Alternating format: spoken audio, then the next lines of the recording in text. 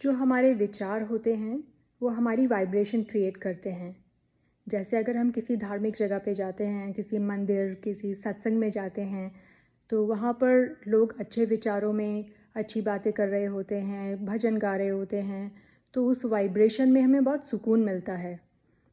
उसी तरह अगर कभी होता है ना, कहीं शॉपिंग करने गए, वापस आए तो मन उचाट हो रहा है, तो आसपास के लोगों की वाइब्रेशन हम कैच करके आए होते हैं।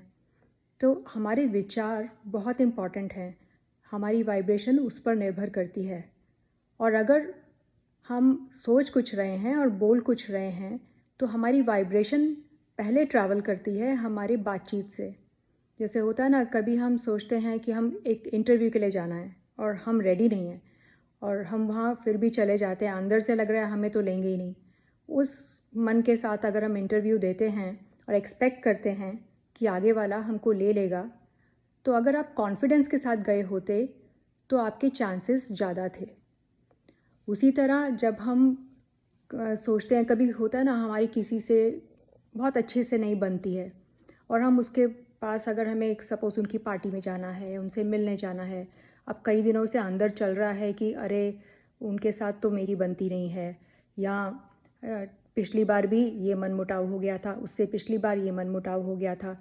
अब इस वाइब्रेशन को रोज़ आप भेजेंगे, तो जब आप मिलने जाएंगे तो आपकी वाइब्रेशन जो पहले ट्रैवल करके वहाँ पहुँची है, वो रिश्ता ठीक नहीं होने देगी। तो इसीलिए बेटर है कि आप आत्मा से आत्मा को दुआएं देते रहें, अपनी वाइब्रेशन क्लीन रखें। जैसे हम सोचते हैं ना, क्योंकि हम रोज़ एक नया इंसान हैं, हम रोज़ सीख रहे हैं, रोज़ बढ़ रहे हैं, इसी तरह सब लोग रोज़ सीख रहे हैं, रोज़ बढ़ रहे हैं। तो ओपन माइंडेड रहिए, पुरानी बातों को पकड़ के मत रखिए। एक तो पुरानी बातें पकड़ने से हमारी वाइब्रेशन ख़राब होती है, उस वाइब्रेशन के ख़राब होने से हमारे हेल्थ पे असर पड़ता है, क्योंकि बॉडी हमेशा फिर फाइट एंड फ्लाइट मोड पे रहती है। उसको नहीं पता कि सामने कोई शेर है, सांप है, या आप किसी ऐसे डर में हैं कि अरे ऐसा ना हो जाए, वैसा ना हो जाए, ऐसा ना हो जाए, ये कैसे हो गया, वो कैसे हो गया। तो आपके सेल्स को नहीं पता कि रियल डेंजर है या आपका मन का बनाया हुआ इमेजिनेशन है।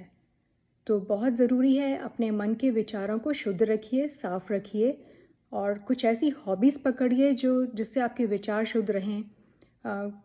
कुछ भी, जो भी आप जिसको भी मानते हैं उससे रिलेटेड कुछ ना कुछ, आधा घंटा सुबह, आधा घंटा शाम को ज़रूर पढ़िए या सुनिए।